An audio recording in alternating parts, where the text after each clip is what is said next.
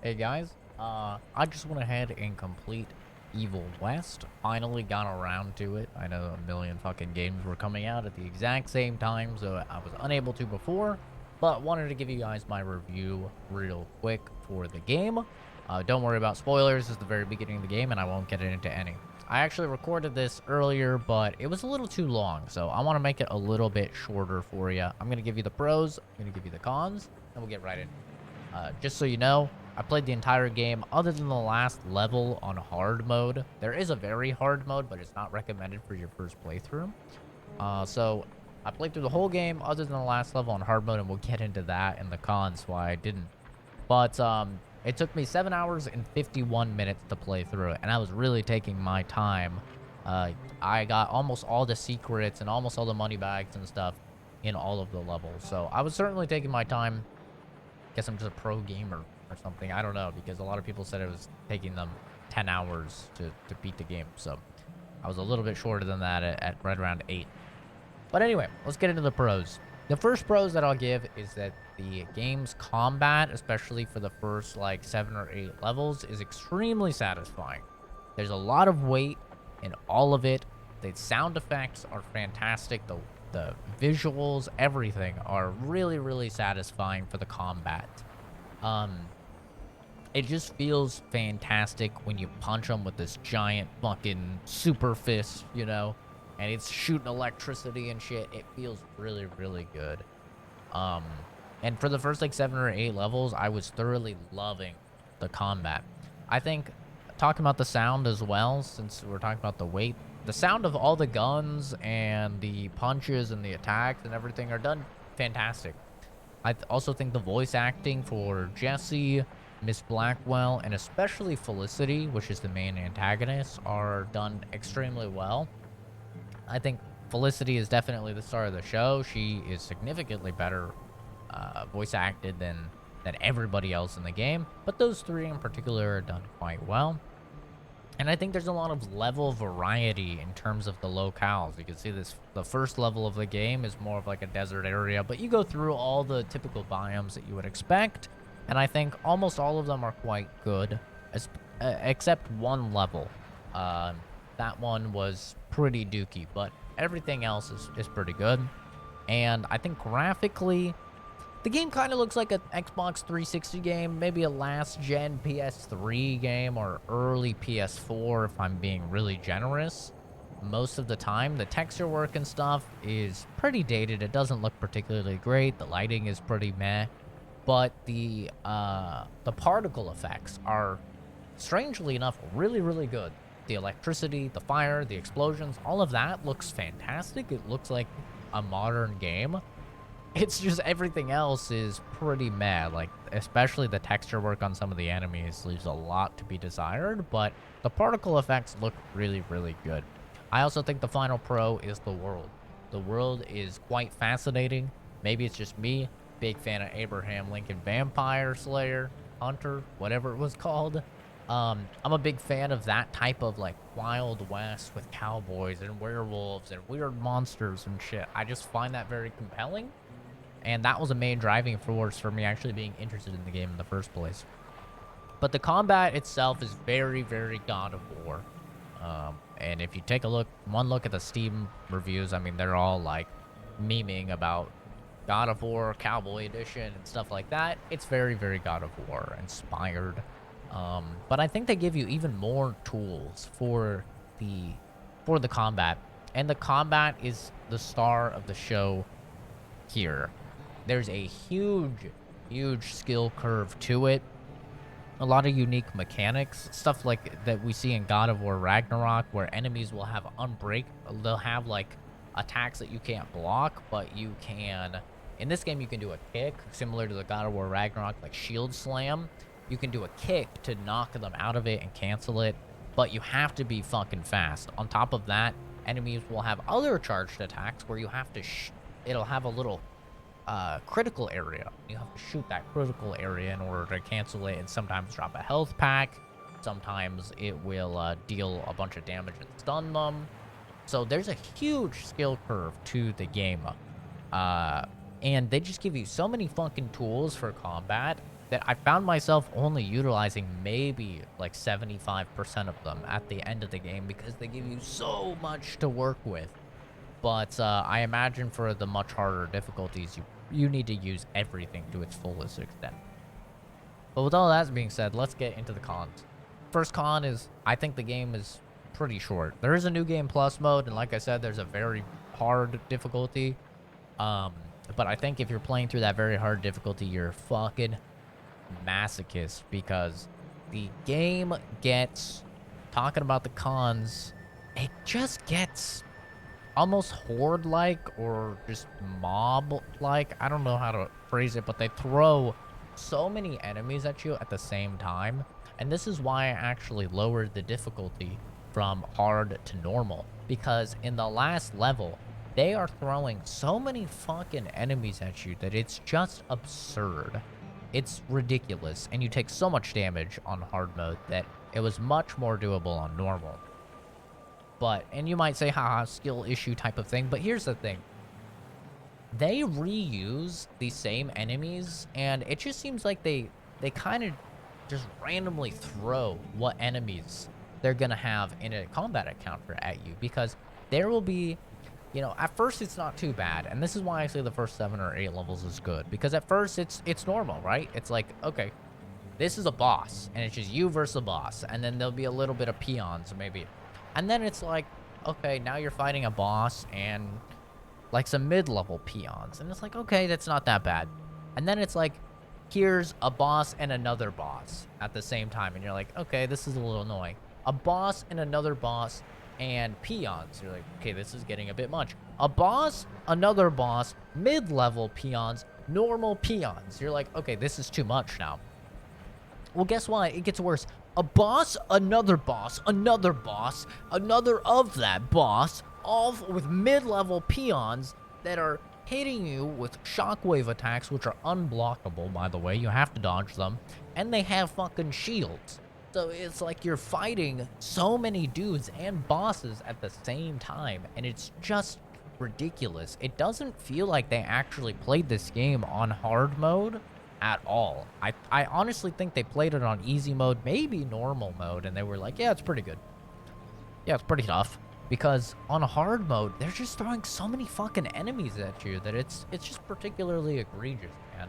And it becomes annoying because the game isn't that long, right? It's like I said, my playthrough was 7 hours, 51 minutes. And the thing with that is that if your game isn't that long and you're reusing bosses and stuff that many times, it's not good. Like the thing with God of War is, yeah, God of War reuses enemies, especially God of War 2018. They reuse enemies and they'll even reuse some bosses. But one, they have some actual unique bosses, which this game does. This game has like 5 unique bosses. But God of War is reusing bosses over the course of a 30-hour game. This is reusing the same boss 15 plus times. Like, the first boss you fight, you probably fight that guy 15 to 20 fucking times. Sometimes they'll throw 3 of that same boss at you at the same time, but with another boss, with a bunch of other enemies. And that's just fucking annoying, man. That's not fun.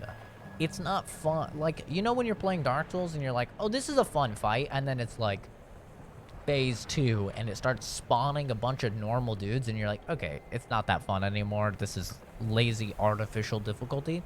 That's this game in every single combat encounter past like level 7 or 8. And that's really the problem because the game starts so good. When it's just mono-y-mono or it's just like you're fighting 3 or 4 mid-level enemies at the same time, like that's so fun. Especially when, like, you have the ability to knock the peons into the bigger enemies and do big damage to them. Like, that's fun when you're fighting a boss and some peons and you're hitting them into it. Even 2 bosses and some peons. But when it starts being 3 bosses, 2 upper-level enemies, and peons, that's when I was like, okay, it's just too much. This is just too much now. And a lot of the times, you feel like you're being punished for beating enemies because it's like, oh, good job, you beat these 3 peons, now it's spawning a boss, you know? And oh, you beat these other peons, and now it's spawning the next boss and the next boss, and you're fighting 3 bosses at once, and it's like I'm feeling punished for beating the enemies in this combat encounter. I think that's the main problem with the game.